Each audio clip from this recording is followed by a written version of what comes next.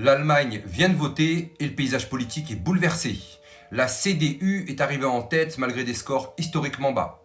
L'AfD explose et devient la deuxième force du pays. Quant au SPD d'Olaf Scholz, c'est une véritable Bérésina électorale. Mais voilà le problème, l'AfD progresse mais ne pourra pas gouverner. Pourquoi ? Parce que la démocratie allemande ne fonctionne que dans un seul sens, si vous votez bien.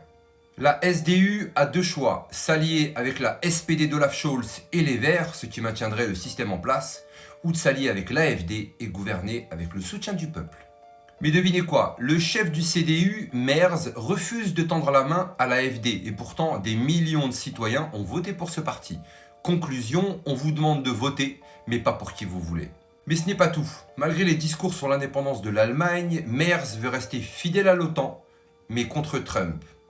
Il veut une Europe forte sous la tutelle de Washington. En bref, on vous vend une indépendance avec un collier de chien.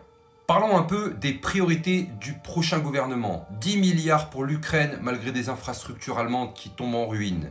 3,8 milliards d'épargne privée qui sont dans le viseur du gouvernement. Oui, dans leur tête, votre argent leur appartient déjà. L'armée allemande est en ruine et pour autant, l'OTAN veut faire une guerre contre la Russie d'ici 2029. Pendant que l'AfD parle de souveraineté et de défendre les intérêts du peuple, le CDU s'accroche au délire écologiste et à l'austérité sous couvert de transition énergétique. Et la presse allemande, elle hurle au danger fasciste à chaque percée de l'AfD, une technique usée mais efficace qui permet d'éviter tout débat.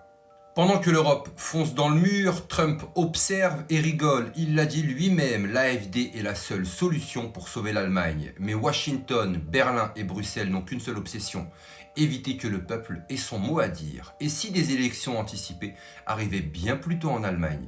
Et si les Allemands décidaient enfin de reprendre leur destin en main ?